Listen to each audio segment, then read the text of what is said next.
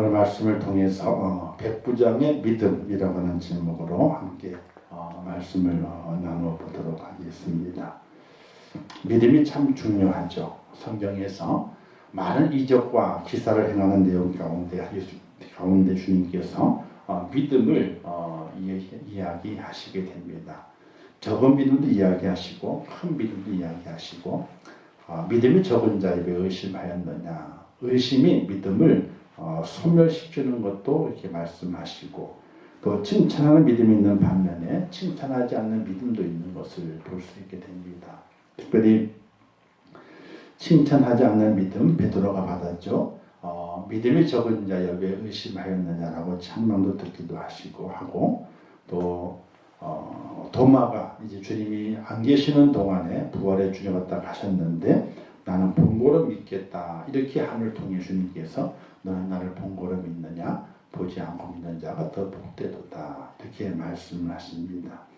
성경은 모든 내용들이 사실은 믿음에 관한 내용입니다. 신뢰라는 차원을 뛰어넘어서 믿음의 단계로 올라갈 수 있는 하나님의 사람이 될 것을 우리에게 계속해서 말씀을 하시게 됩니다. 창세기 1장에 창조가 나오죠. 마지막 장에 이제 주님의 다시 오신 재림에 대한 예언을 하게 됩니다. 창조와 재림, 그 창조를 시작하고 재림으로 끝마치게 되는데 그 모든 것들이 믿느냐 믿지 않느냐 하는 문제와 연결되어 있습니다.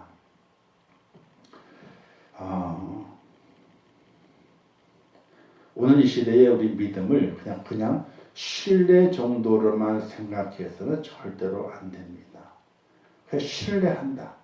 신뢰한다고 하는 것은 나중에 믿지 못하는 일이 발생할 수 있는 겁니다. 신뢰라고 하는 것은 어떤 환경과 어떤 여건이 부닥치게 되면 그 신뢰가 무너지게 되는 겁니다. 근데 믿음이라고 하는 건 사실은요, 어떤 환경과 여건이 닥쳐온다 할지라도 흔들리지 않아야 되는 것이 믿음이에요. 그러니까 우리 그리스도인들은 신뢰의 단계를 뛰어넘어서 믿음의 단계로 올라가야지 우리가 주님의 나라를 볼 수 있는 하나님의 사람이 된다. 이렇게 우리가 생각해 보게 됩니다. 그래서 신뢰의 단계를 뛰어넘어서 믿음의 단계로 가라. 이게 참 중요하게 됩니다. 근데 우리는 신뢰의 단계에 머물러 있으면서 거기에 만족하려고 합니다. 신뢰의 단계는 환경과 여건에 의해서 금방 흔들립니다. 또 환경과 여건에 의해서 금방 그 신뢰가 바뀌어지게 됩니다. 이렇게 믿었다가 저렇게 믿는 걸 바뀌어지게 됩니다.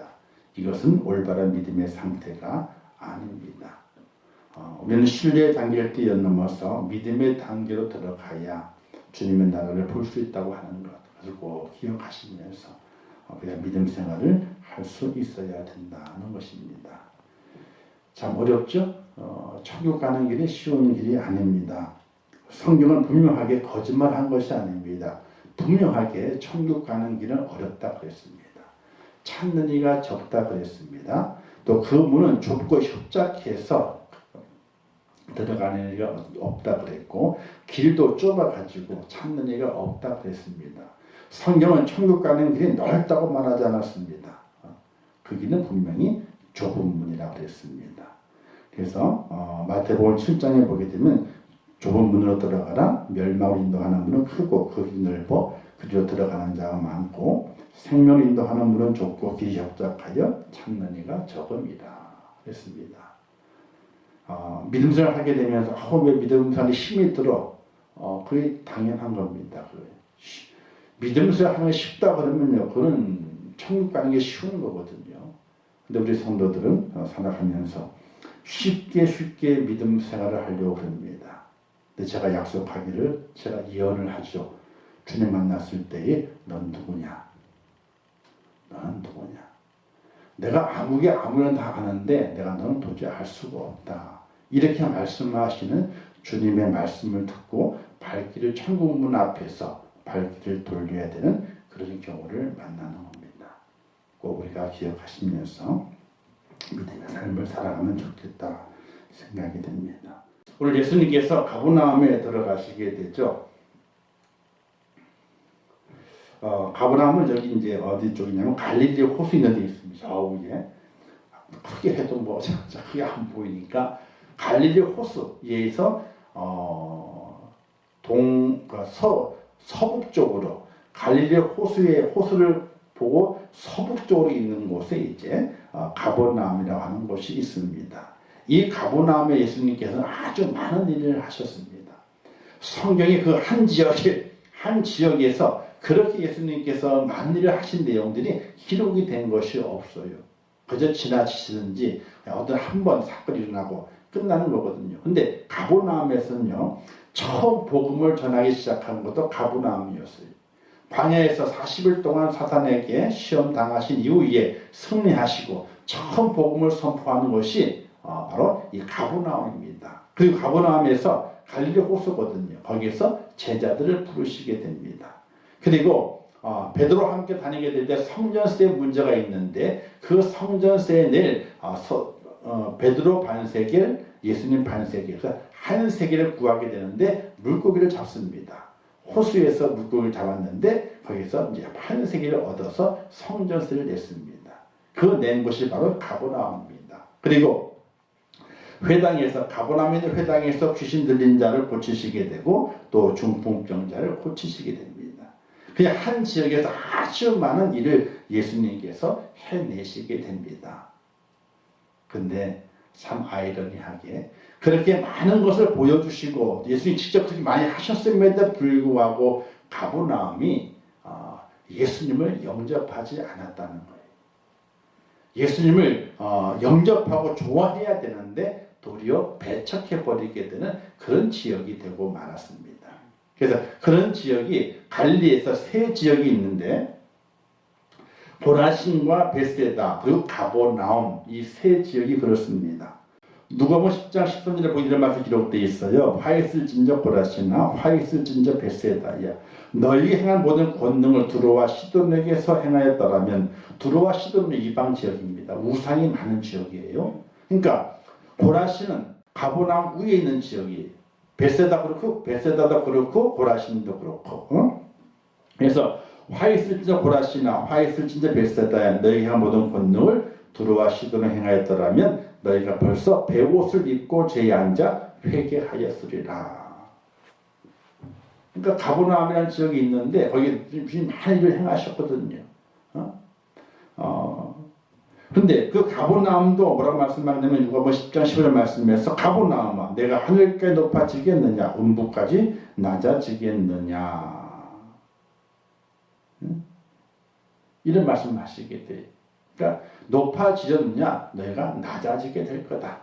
주님이 이렇게 말씀하시게 돼요. 그러니까 베세다라는 지역과 고라신이라는 그 지역과 가버나움 그 지역이 주님께서 이 이스라엘 땅 안에 있는 그 지역에서 그 지역들을 말하시게 될 때에 칭찬하시는 지역 없지만은 그러나 저주하신 지역이 이 고라신, 베세다, 그 다음에 이제 가버나움 이 세 지역이 주님께서 저주하신 것과 똑같은 그런 지역이 되고 말아요.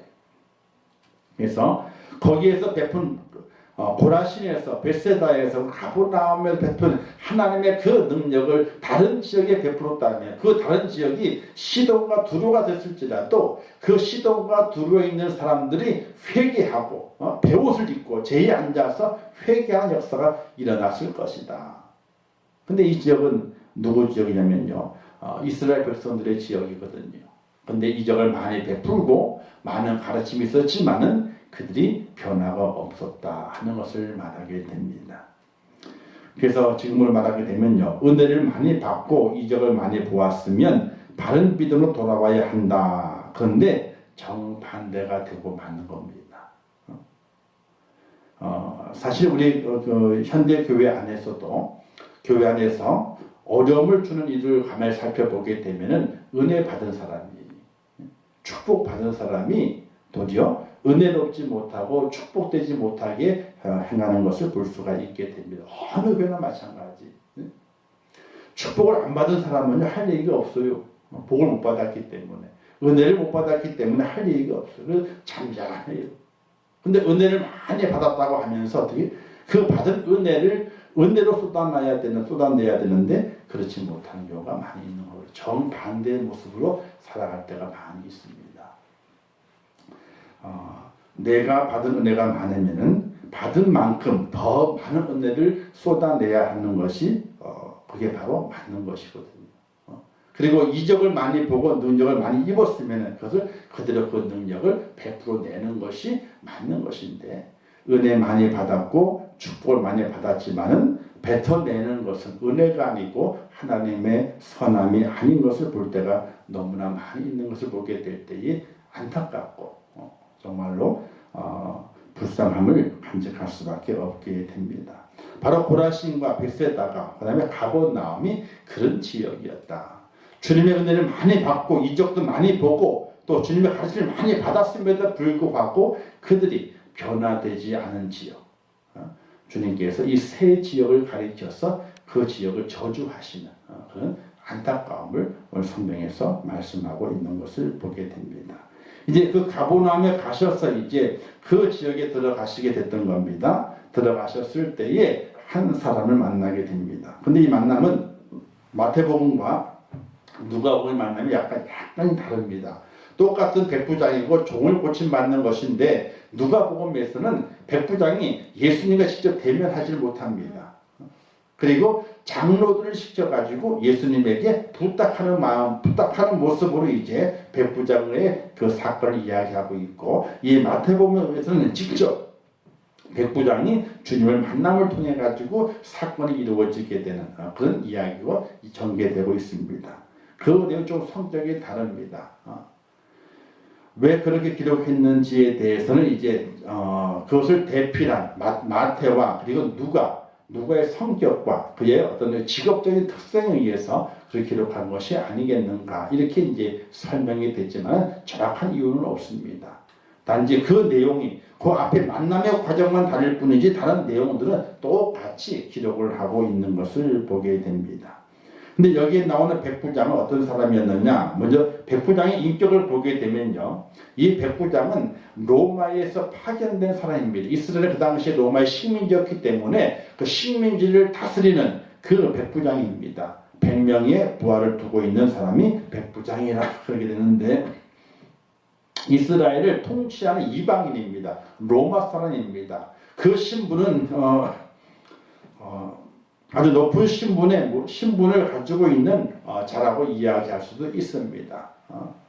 자, 그런데 그 백부장의 인격이 어떠했는지 첫 번째 유대민족을 사랑했다라고 했습니다.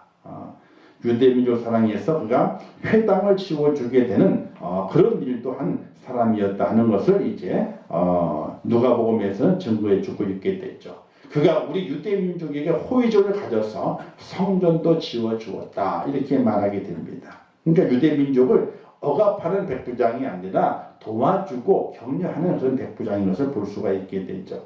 두 번째는요, 종을 사랑하는 백부장이었다고 볼 수 있습니다. 그 당시 종은요, 사람을 취급하지 않습니다. 돈 주고 사는 거거든요.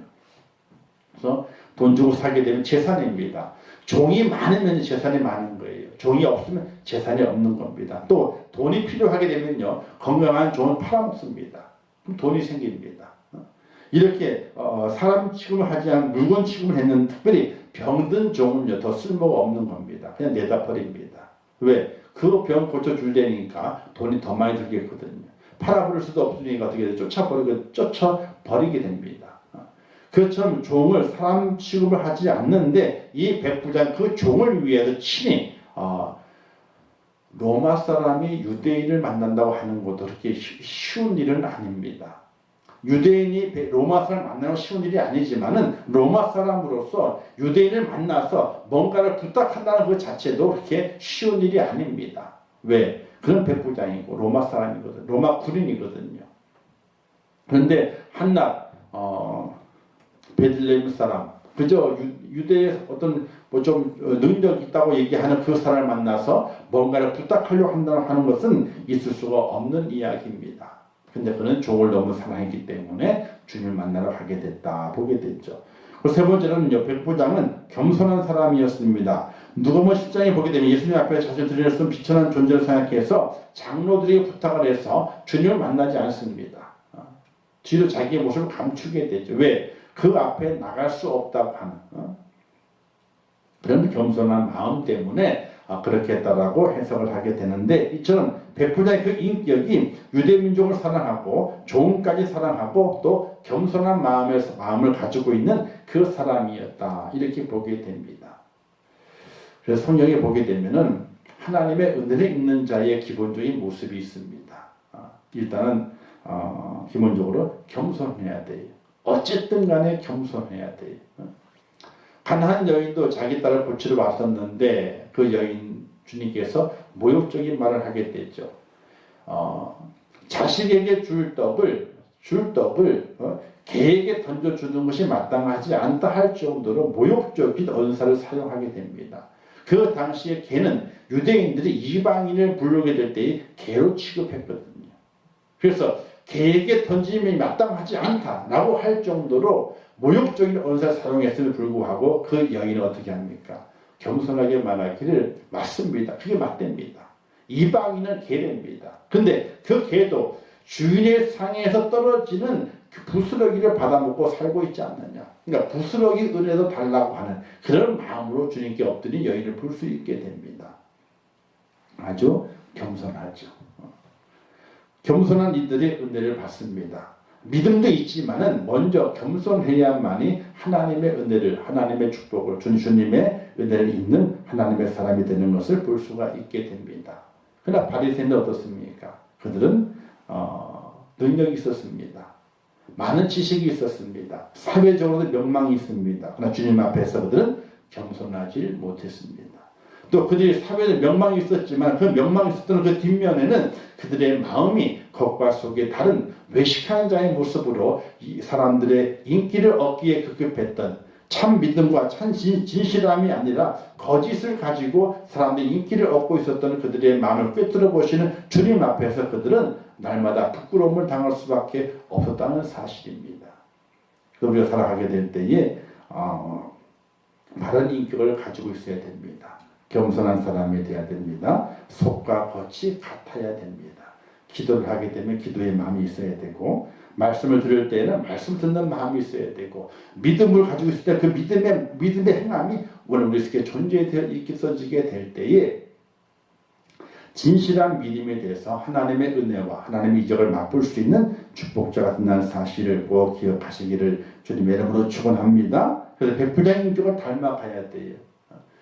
유대민족, 다른 사람을 사랑할 수 있어야 돼요. 그리고 자기보다 연약한 자를 사랑할 수 있어야 돼요. 무시한다든지 발시하는 것이 아니라 그 사람을 사랑할 수 있어야 돼요. 그리고 날마다 겸손하게 하나님의 은혜를 구하는 무릎을 꿇는 자가 되게 될 때에 하나님께서 그를 통해서 하나님의 이적을 드러내신다 하는 겁니다. 자, 그 백부장이 주님께 와서 말씀하게 되죠. 내 하인을 종을 고쳐달라 말씀하게 됩니다. 자, 그가 여러 가지 이야기를 주님 앞에 하게 됩니다. 그 하게 될 때 주님께서 뭐라고 말씀하시게 되냐면요, 이러한 믿음을 보지 못하였느니라 라고 칭찬하시게 됩니다. 주님의 그 칭찬의 그 모습이 사실은 유대인들이 들어야 할 칭찬인데 믿음에 대한 칭찬이거든요. 근데 유대인들은, 그 바리새인들, 서기관들, 유대 사람들은 그 칭찬을 듣지 못합니다. 누구도 그런 칭찬을 받지 못합니다. 도리어 연약한 자들이, 또 이방인들이, 발시받은 자들 주님 앞에서 이런 믿음이 크다, 믿음이 있다 라는 칭찬을 받게 되는데, 이 백부장은 주님 말씀하시게 될 때에 이만한 믿음을 내가 보지 못했다 라고 고백합니다. 자, 이만한 믿음이라 하는 것이 무엇인가를 살펴보면서 오늘을 함께 나누기를 원하게 되는데, 자, 예수님께서 고쳐달라는 백부장의 간청이 이렇게 말하게 되죠. 내가 가서 고쳐주리라 이렇게 말씀하게 됩니다. 이때 백부장이 말하기를 내 집에 들어오심을 감당치 못하겠나이다. 자, 예수님이 그 당시에 유대 사회 속에서는 한쪽에서는 이제 멸시하지만은 다른 쪽에서 주님께서 메시아인 것을 고백하고 메시아로 또 받들어 섬기는 그런 중이었습니다. 가는 곳마다 좋은 가르침을 통해 백성들을 감동시키고 또 이적을 나타냄을 통해서 능력을 베푸시게 되는 하나님인 것이 증명이 되게 되는 그런 사건들이 많이 일어났습니다. 이걸 듣고 있는 그 백부장은 그분께서 자기 집 하나님이신 그분께서 자기 주한 인간의 집에 들어오는 것을 감당하지 못하겠다라고 거부를 하게 됩니다. 이 거부라고 하는 것은 이제 싫어서 거부하는 것이 아니라 영광스러운 당신이 누추한 내 집에 들어오는 것을 내가 어찌 감당할 수가 없다. 그래서 그 겸손한 믿음을 주님 앞에 보이게 됩니다. 내 집에 들어오심을 감당할 수가 없습니다. 우리도 그럴 거예요. 만약에 대통령이 갑자기 예를 들어서 우리 교회 온다 그러는 거예요. 맨날 며칠 비서실을 통해 연락이 오기를 예를 들어 12월 10일날 대통령이 그 교회에 방문하기로 했다. 가겠다. 시간이 되느냐? 무조건 시간 된다고 그러죠. 그죠? 그러면 그날 오기 전부터 뭔 일이 나는 거예요? 교회가 바깥 뒤집어지는 거지. 저 앞부터 시작해가지고 그냥 청소부터 시작해서 그냥 막 이 외교도 다 닦을걸요. 그냥 다 난리를 칠 거란 말이에요. 왜? 누가 오는데? 대통령이 온다고 그러는데. 사람 사회 속에서도 그렇습니다. 어떤 권력자가 능력자가 온다 그랬을 때, 자기 집 온다 그랬을 때, 누추한 집에 온다 그랬을 때에 아이고 집에서 만나는 거 쉽습니다. 집에서 만나는 거. 딴 데서 만나죠. 딴 데서 만나죠. 왜? 집이 당신을 받아들일 만한 그런 준비를 할 수 있는 곳이 아닙니다. 이런 마음을 간직할 수밖에 없는 것이거든요. 바로 이 백부장이 그와 같은 마음이었습니다. 하나님을 자기 속으로 인정했던 그 하나님, 자기 속으로 인정했던 하나님의 그 아들을 신을 자기 집으로 모셔드리도 하는 자체를 자기는 감당하지 못한, 거부했다기보다는 자기가 부족해서, 그릇이 부족해서 담을 수 없다고 하는 그런 겸손의 마음을 가지고 내 집에 들어오심을 감당치 못하겠나이다. 이렇게 고백을 하게 됩니다. 근데 그 고백이 진심으로 겸손한 믿음이었다는 한 것이 어디 증명이 되냐면요. 그 다음 글귀에서 증명이 되게 됩니다. 뭐라고 말하냐면 그냥 말씀만 하옵소서.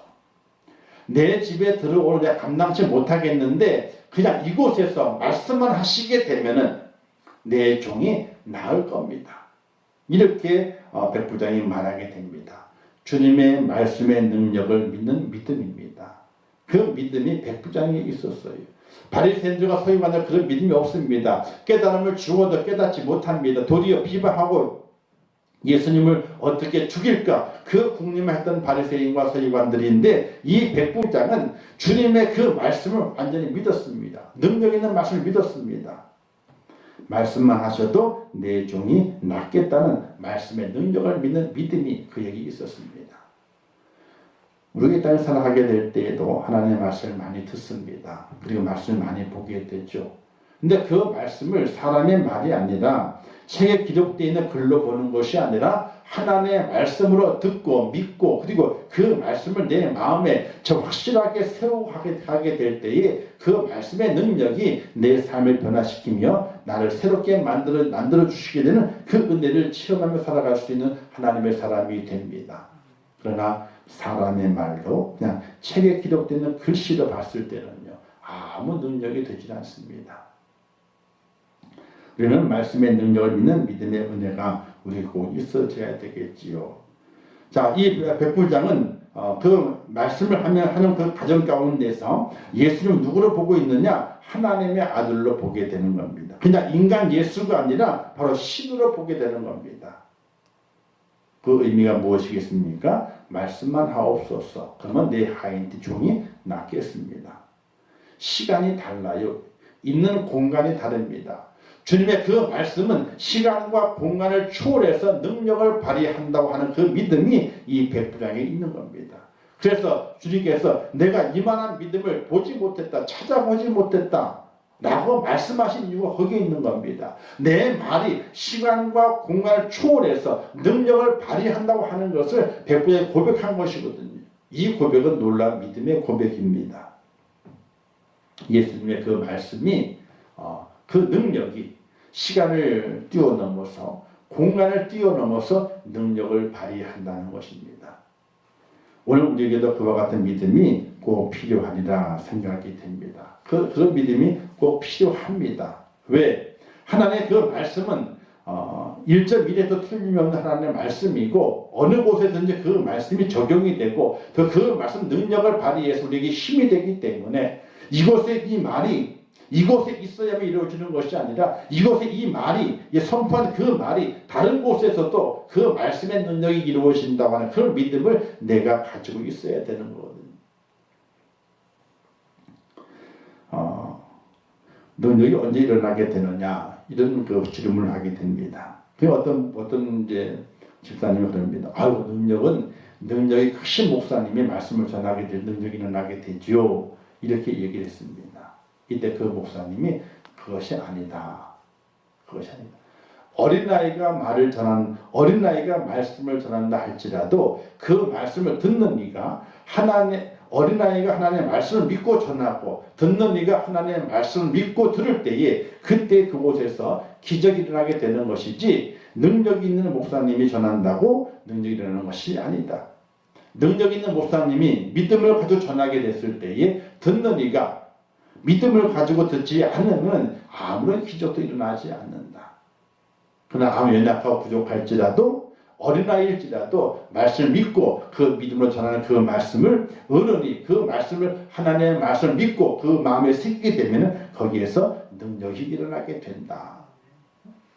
오늘 백부장이 그와 같은 것이거든요. 예수님 워낙 능력 있으신 분이잖아요. 그죠? 능력 있으신 분이십니다. 말씀만 하시면 다 이루어지십니다. 그런데 그 믿음을 누가 갖고 있느냐? 백부장이 그 믿음을 갖고 있는 거예요. 예수님께서 말씀을 하시게 되면 다 이루어진다는 그 믿음을 백부장도 가지고 있는 겁니다. 오늘 우리에게도 그와 같은 믿음이 있어야 함을 기억하시기를 주님의 이름으로 축원합니다. 자, 이 주님께 말씀하시게 되죠. 자, 믿음대로 되리라 응답하시게 됩니다. 믿음대로 되는 겁니다. 하나님을 믿는 믿음 안에서 이 믿음대로 되는 겁니다. 어떤 이가 말을 하게 되죠. 나는 뭐 믿음대로 안 된다고 그래요. 그렇죠. 믿음대로 안 되는 경우도 있습니다. 그건 믿음대로 안 되는 것이 아니라 자기 생각대로 안 된 거죠. 자기 생각대로. 하나님의 생각이 있고 하나님의 계획이 있고 하나님의 인도하심이 있게 되는데 거기에서 자기의 생각대로 안 되기 때문에 믿음대로 안 됐다라고 이야기를 하게 됩니다. 사도 바울은 살든지 죽든지 먹든지 마시든지 그랬거든요. 그가 먹을 때도 있었지만요, 먹지 못할 때도 있었습니다. 그가 생명의 이 위협을 받지 않는 때도 있었지만 위협을 받는 때도 있었습니다. 근데 그 모든 것이 하나님의 능력이고 하나님의 인도하심이었다라고 사도 바울이 고백합니다. 우리는 그러죠. 잘 먹고 잘 살 때 하나님 인도하심이라 그러고 어렵고 힘들 때는 하나님 나를 인도하시지 않는다는 말을 하게 됩니다. 고백이 아니라 말이죠. 근데 사도 바울은 그렇지 않았습니다. 잘 먹을 때도 있습니다. 대접받을 때도 있습니다. 그때도 하나님의 은혜고 대접받지 못하고 두드려 맞아 쫓겨다닐 때도 있었고 궁핍할 때도 있었습니다. 그때도 하나님의 은혜라고 고백합니다. 자, 히브리서 11장 6절 말씀에서 믿음이 없이는 하나님 기쁘시지 못하나니 하나님께 나아가는 자는 반드시 그가 계신 것과 또한 그가 자기를 찾는 자들에게 상 주시는 이심을 믿어야 할지니라 이렇게 말씀하게 됩니다. 믿음이 없이는요 하나님 기쁘시게 할 수 없습니다. 무엇을 믿어야 되느냐? 분명히 그분이 계신 것, 그분이 살아 계신 것, 그것을 믿어야 됩니다. 그리고 그분께서 내게 상을 주시는 분이다. 근데 여기는 상만 표현했죠. 근데 하나가 더 있습니다. 상과 벌을 주시는 분. 상과 벌을 주시는 분. 하나님은 절대적으로 상만 주시는 분이 아니십니다.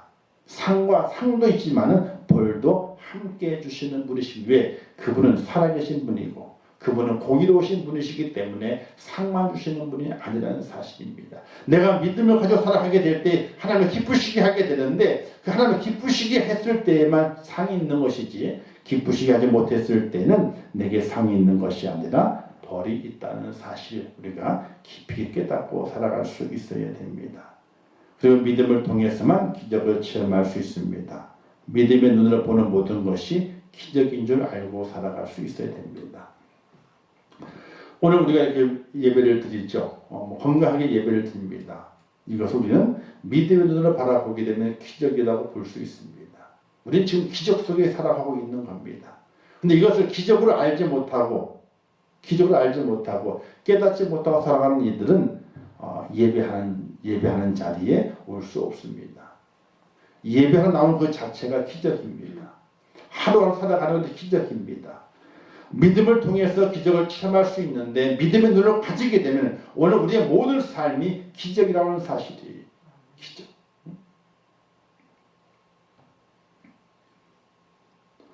저도 아까 점심 때 이제 집에 식사하러 가려고 하다가 이제 깜빡해가지고 앞차를 받을 뻔했습니다. 순간 찰나에 딱 밟았는데 딱 보니까 5cm? 5cm에 딱 소렌토 신형 앞에다 두고 깜짝 놀랐지.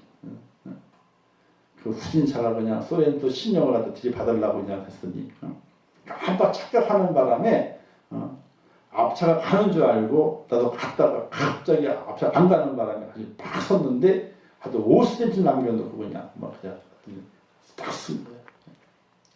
그래서 정신 차려야 되는데 시끄러워 했어. 오늘 정신 때.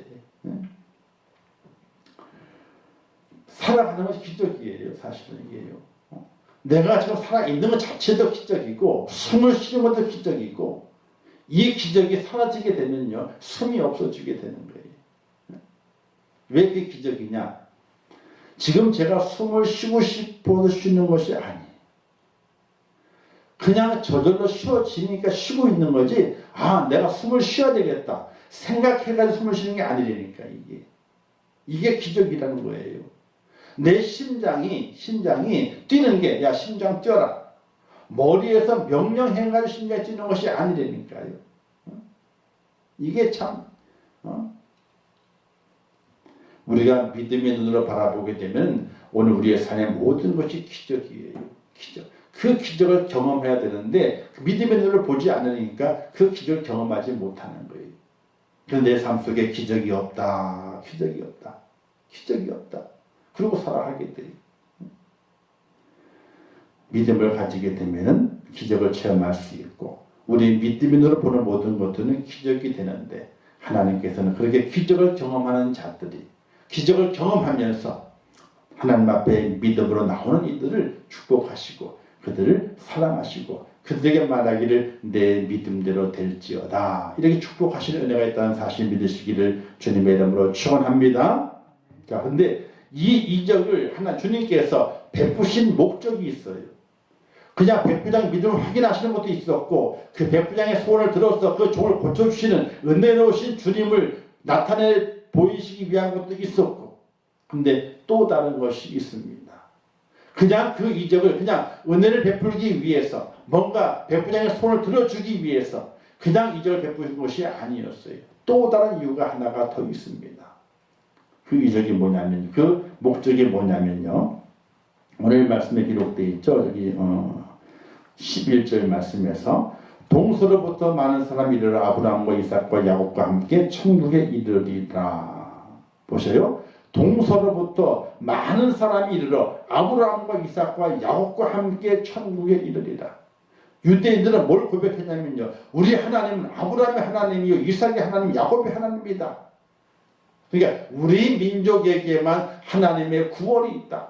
메시아도 우리에게만 있다. 이렇게 그들은 믿고 살아왔던 거거든요. 근데 주님이 그걸 파괴시켜 버렸어요. 동서로부터 많은 사람이 오게 될 것인데 그들이 아브라함과 이삭과 야곱과 함께 천국에 이르리라. 이방인에게도 구원의 복음이 전파될 것을 이제 예수님께서 말씀하시게 되는 거예요. 사도행전 10장에 보기에 베드로는 일단 세 번의 환상이 있게 되죠. 부정한 짐승이 당긴 보좌에 내려오게 되는데 하늘에 잡아 먹어라. 이게 세 번씩이나 보좌에 내려오게 돼요. 근데 베드로가 안 먹습니다. 부정한 거. 뭐 되새김질 못하는 거 이런 것못 먹게 하는 짐승이 있거든요. 그게 보자기 쌀 내려오면 잡아 먹어라. 베드로는 안 먹습니다. 또 먹어라. 안 먹습니다. 세 번째 먹어라. 안 먹습니다.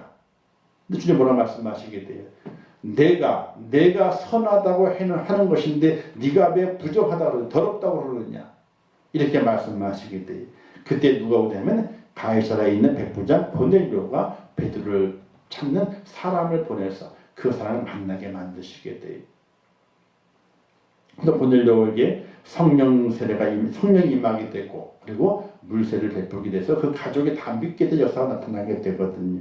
이와 같이 예수님께서는 그냥 백부장 고친 것이 아니라 그 백부장 고침을 통해서 백부장의 종을 고쳐줌을 통해 가지고 많은 이방인들이 하나님의 자녀가 되고 천국 백성이 될 것을 이 말씀을 통해서 선포하고 있다는 사실이에요.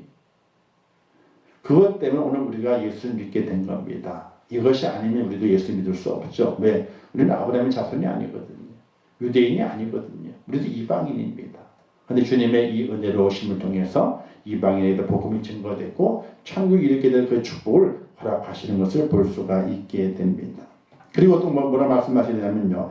아브라함의 자손일지라도 예수를 믿지 아니하면 쫓겨나리라고 말씀하게 되죠. 12절 말씀에서 그 나라의 본 자손들은 바깥 어두운 데 쫓겨나 이를 갈게 되리라 이렇게 말씀하시게 됩니다. 그 나라의 본 자손들 유대인들입니다.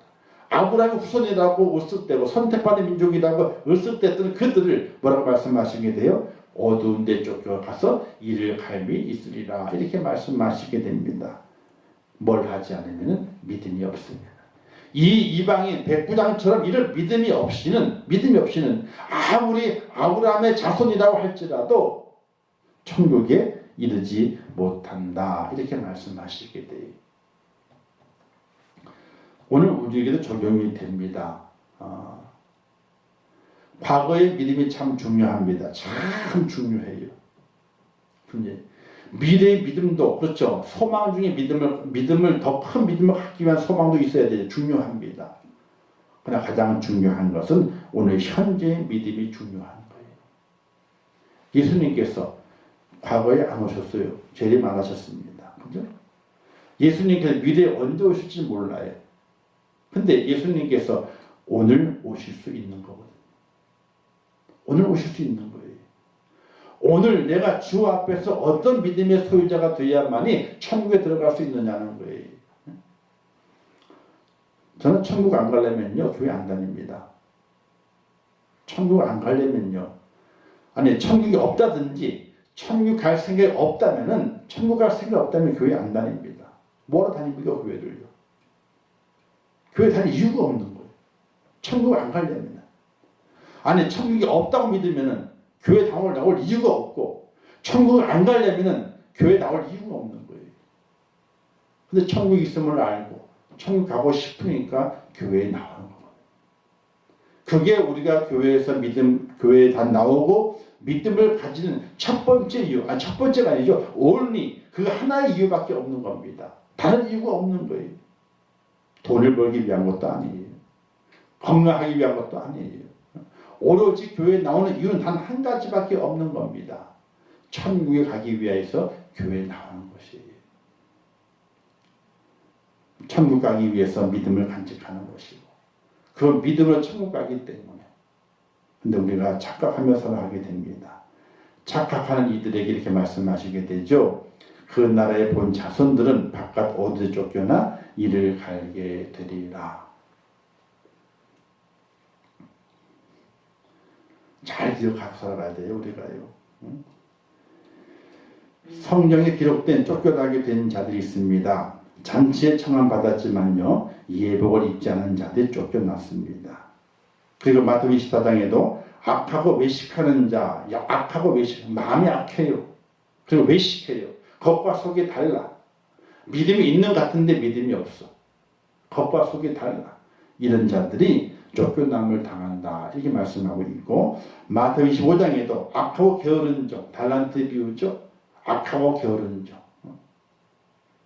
그가 쫓겨남을 당하게 되고 누가복음 13장의 말씀에서는요. 좁은 문으로 들어가지 않는 자는 쫓겨남을 당한다. 이렇게 말씀하고 있어요. 이 말씀의 의미들을 잘 기억해야 됩니다. 여기에 마태복음 22장, 24장, 25장, 그리고 누가복음 13장, 그리고 오늘 말씀에 있는 마태복음 8장에 기록되어 있는 쫓겨남을 당하는 자는 기본적으로 누구냐? 바로 하나님 안에 있던 자들이었어요. 아브라함의 후손이었단 말입니다. 그들의 마음속에 아브라함 후손이기 때문에 언제든지 하나님께 간다. 천국이 준비되어 있다. 이런 마음을, 이런 믿음을 가지고 살던 사람들이었습니다. 근데 그들에게 너희의 본 자손들은 쫓겨남을 당할 거다. 뭐가 없기 때문에 예수님에 대한 확실한 믿음이었기 때문에. 근데 이 백부장 어떤 믿음이 있었습니까? 예수님은 하나님의 아들이에요. 그래서 그가 말씀하시게 되면 시간을 초월하고 공간을 초월해서 능력을 나타낼 수 있는 분이시오. 그와 같은 그 믿음을 간직했기 때문에 이와 같은 믿음을 가진 자를 본 적이 없다. 이렇게 칭찬하시면서 동서에 많은 사람들이 몰려들게 될 것인데 아브라함과 이삭과 야곱과 함께 천국에 이르게 될 것이다. 즉 이방인도 이와 같은 믿음을 간직하게 되면 천국에 들어간다고 하는 놀라운 메시지를 우리 주님께서 전하고 있는 것이거든요. 그 반대로 그와 같은 믿음이 없으면은 천국에 못 간다는 거예요. 많은 의학자들이 그럽니다. 이대로 코로나가 끝나지 않는다고. 그죠? 제가 그랬잖아요. 작년에도. 아니 계속 그랬잖아요. 코로나 이대로 안 끝난다고. 안 끝납니다. 그냥 가는 거예요. 뭐 독감 없나요? 독감 있지. 없어진 거 아니거든요. 코로나 때문에 묻혀 있는 거죠. 코로나 때문에 독감 접종이 잘 안 된답니다. 그게 또 부작용이 있을까봐 또. 독감 주사 또 맞아야 돼요. 코로나 주사 또 맞아야 되고. 내년 되게 되면 다 끝날까요? 아니, 안 끝나요. 주님 오실 때까지 계속됩니다. 어떤 유명 목사님이 이렇게 말씀하시더라고요. 우리 하나님께서 더 세게 까부르시는 것 같다. 키를 더 세게 까부르시는 것 같다. 왜? 천국의 자리가 적은 것보다도 천국의 자리가 적어서 더 많이 까부르신 다음에 들어갈 자를 선택하기 위해서 그러시는 것 같다. 이런 칼럼을 쓰셨어요.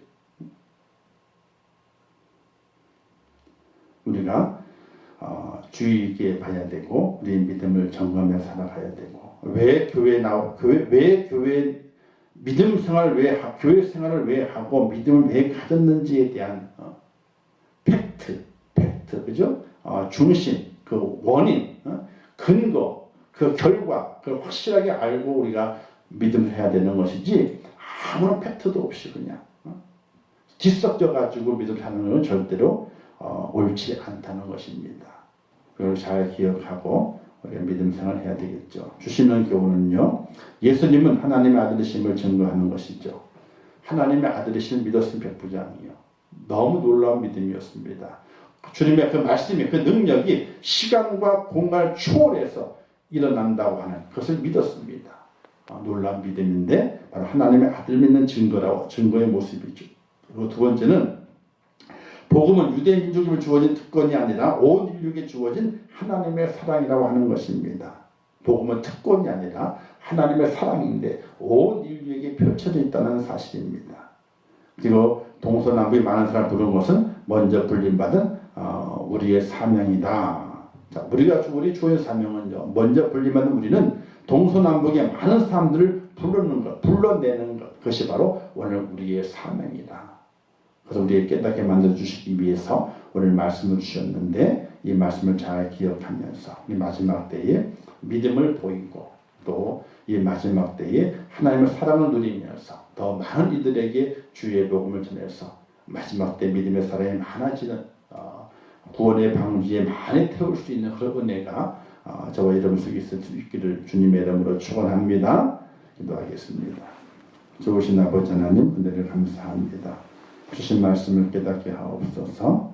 백부장의 믿음을 본받게 하옵소서. 하나님 예수님을 하나님의 아들로 확실하게 믿었고 또 그 말씀의 그 능력이 시간과 공간을 초월하는 믿음, 초월하는 능력이 있음을 백부장이 확실하게 믿었습니다.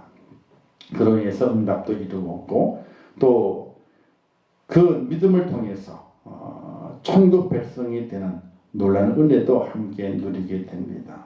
저희들이 이와 같은 백부장의 믿음을 허락하여 주시옵소서. 아버지 정말 내게 믿음이 있습니까?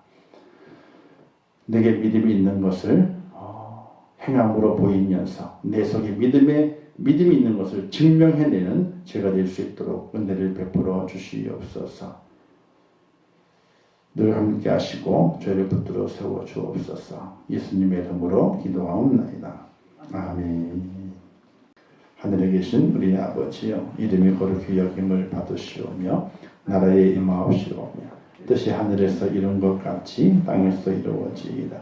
오늘날 우리에게 일용할 양식을 주옵시고 우리가 우리에게 죄 지은 자를 사하여 준 것 같이 우리 죄를 사하여 주옵시고 우리를 시험에 들게 하지 마옵시고 다만 악에서 구하옵소서.